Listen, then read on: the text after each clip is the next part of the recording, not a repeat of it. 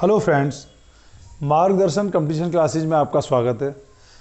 अभी तक पिछले वीडियोज में मैंने आपको भगवान बुद्ध के बारे में और बौद्ध धर्म के बारे में विभिन्न वीडियोज के माध्यम से बताया। आज से हम आपको जैन धर्म के बारे में बताएंगे।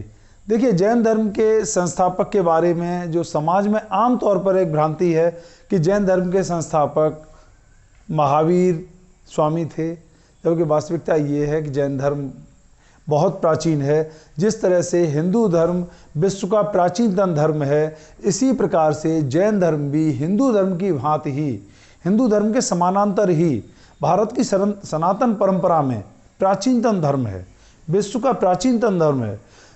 हम देखते हैं कि ऋग्वेद विश्व की जो प्राचीनतम पुस्तक है, प्राचीनतम धर्म ग्रंथ है, उसमें जैन धर्म के प्रथम तीर्थंकर कह सकते हैं आदिनाथ का उल्लेख मिलता है। आदिनाथ के बारे में वर्णन प्राप्त होता है। तो आज हम आपको महावीर स्वामी से पहले जैन धर्म की क्या अवस्था थी, जैन धर्म का क्या रूप था, इसके बारे में हम बताते हैं आपको। तो देखिए, जैन धर्म की जहाँ तक बात है, जैन अर्थात जिन से बना है। जिन का मतलब होता है विजेता, जितेंद्रिय, जिसने इंद्रियों को जीत लिया हो, ऐसा व्यक्ति जिन कहलाते हैं। और जो उनके जो अनुयायी हैं वो जैन कहलाते हैं।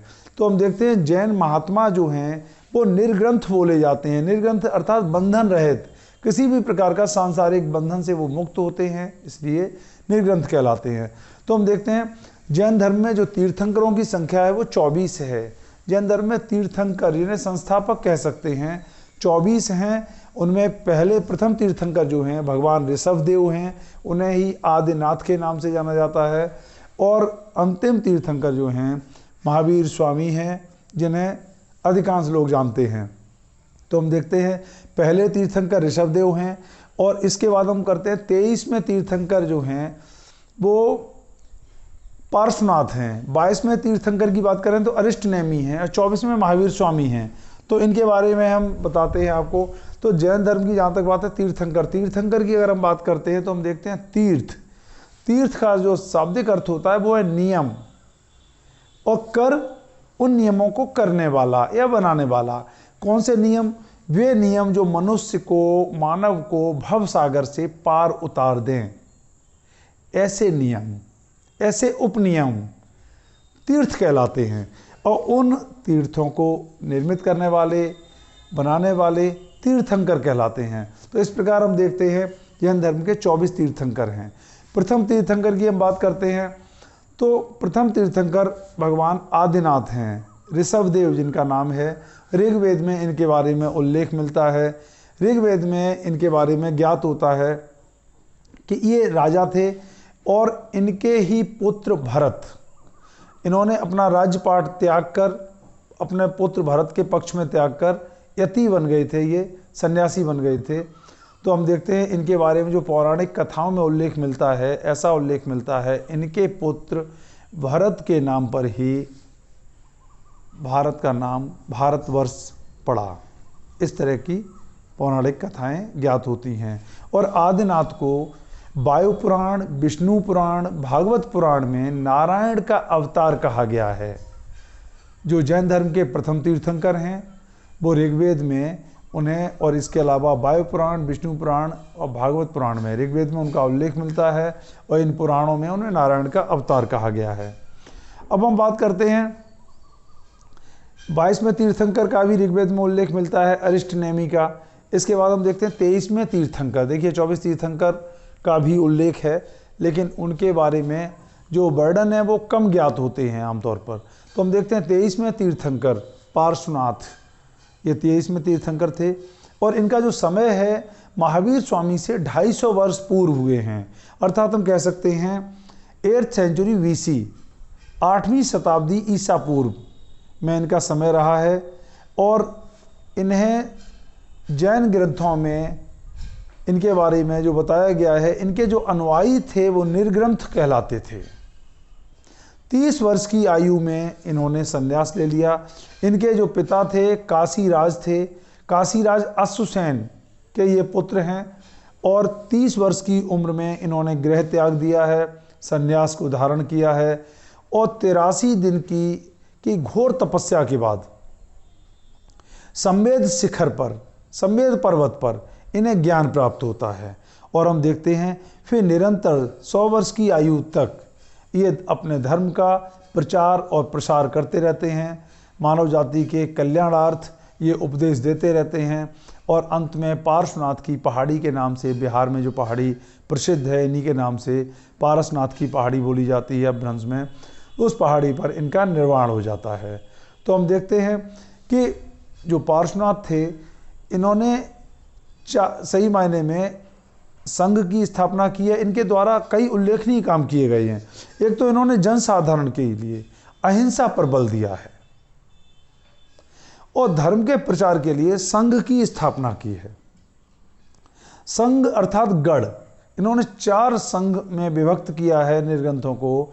तो देखते हैं उनके जो मुख्य प्रमुख होते थे गढ़ के, वो गढ़धर कहलाते थे। और इनके बारे में एक उल्लेखनीय बात है, स्त्रियों को भी इन्होंने संघ में प्रवेश प्रदान किया है। देखिए महावीर स्वामी और भगवान बुद्ध से भी 250 साल पहले, 3 शताब्दी लगभग पहले इन्होंने स्त्रियों को संघ में प्रवेश प्रदान किया है। इसके अलावा इनके बारे में कह सकते हैं कि इन्होंने वैदिक कर्मकांड और इसके अलावा देववाद, जाति प्रथा, इन सब की आलोचना की है। अपने अनुयायियों को, निर्ग्रंथों को चातुर्याम की शिक्षा दी है। चातुर्याम की शिक्षा अर्थात 4 आचरण के पालन की बात की है। वो 4 आचरण कौन कौन से हैं? सत्य, जनसाधारण के लिए भी सत्य का अमल करने के लिए, सत्य का पालन करने के लिए, सत्य परायण बनने के लिए इन्होंने उपदेश दिया है। इसके अलावा अहिंसा, अहिंसा की अगर हम बात करें तो अहिंसा वास्तव में जो भारत की एक महान मानवता की एक पराकाष्ठा है, जैन धर्म ने अहिंसा को अपनी ऊंचाई तक पहुंचाया। इतनी ऊंचाई का उदाहरण अहिंसा का विश्व में कहीं भी दृष्टिगत नहीं होता। जैन धर्म में ने वास्तव में चाहे सत्य हो, अहिंसा हो, इनका इतनी कड़ाई से, इतनी कट्टरता से व्यक्तिगत जीवन में इन चीज़ों का पालन किया है कि अहिंसा का ऐसा उदाहरण विश्व में किसी के द्वारा प्राप्त नहीं होता, जिस अहिंसा की पराकाष्ठा तक जैन धर्म ने अपने अनुयायियों को पहुंचाया। जैन धर्म के अनुयायी जल मात्र में, वायु में भी अपने उसके सेवन करने में, यहाँ तक कि चलने फिरने में भी जीव मात्र की हत्या न हो, जीव के प्रति हिंसा न हो, इन बातों को बहुत कड़ाई से, बड़ी ही ईमानदारी से इन बातों का पालन किया है। इसके अलावा हम देखते हैं फिर तीसरा अस्तेय। अस्तेय अर्थात चोरी न करना। चोरी न करने का मतलब है किसी की भी वस्तु बिना बताए न लेना, बिना उसकी परमिशन के, बिना उसकी आज्ञा से, बिना उसकी नॉलेज के न लेना अस्तेय, चोरी की श्रेणी में रखा गया है इसे। इसी प्रकार अपरिग्रह, संपत्ति के का चयन आवश्यकता से अधिक न करना, ये अस्तेय है। तो पार्श्वनाथ के द्वारा हम देखते हैं इन 4 आचरणों का पालन का उपदेश दिया गया, सत्य, अहिंसा, अस्तेय, अपरिग्रह। तो हम देखते हैं महावीर स्वामी से पहले जैन धर्म की यह स्थिति थी। जैन धर्म का जो रूप था वो ये था। जो भगवान महावीर स्वामी के माता पिता थे वो भी पार्श्वनाथ के अनुयायी थे। तो जैन धर्म का महावीर स्वामी से पहले ये स्वरूप था। जहाँ तक जैन धर्म का सवाल है तो हम कह सकते हैं जैन धर्म के बारे में समाज में जो ज्ञान है वो काफ़ी सीमित है।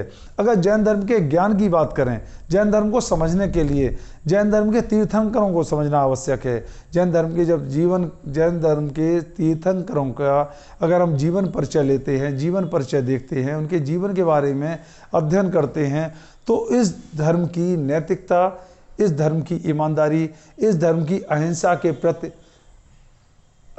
प्रति इतनी अत्यधिक निष्ठा, या फिर हम जब महावीर स्वामी को पढ़ाएंगे तो किस तरीके से अपने जीवन के अंतिम समय में अपने जीवन को किस तरीके से अंत की ओर ले जाना है, निर्वाण की ओर ले जाना है, इन सारी बातों में नैतिकता की एक पराकाष्ठा दृष्टिगत होती है, जो विश्व में कहीं भी, किसी भी धर्म, किसी भी पंथ में नहीं दिखाई पड़ती। यहाँ तक कि हम देखते हैं कि भारत में, सत्य सनातन धर्म में इन नैतिकताओं की बातों को इस पराकाष्ठा तक अगर पहुंचाया है तो जैन धर्म नहीं पहुंचाया है। इनके बारे में हम आगे स्वामी महावीर के बारे में भी आपको बताएंगे और जैन धर्म के क्या मूल सिद्धांत हैं, उन मूल सिद्धांतों में महावीर स्वामी के द्वारा क्या परिवर्धन परिमार्जन किया गया, इनके बारे में भी आपको बताएंगे।